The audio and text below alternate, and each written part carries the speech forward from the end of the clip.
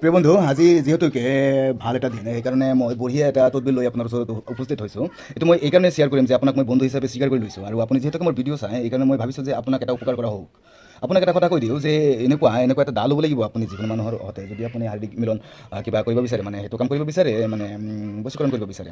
বাকী সেইখিনি আপুনি নিজে বুজি ল'ব দেই।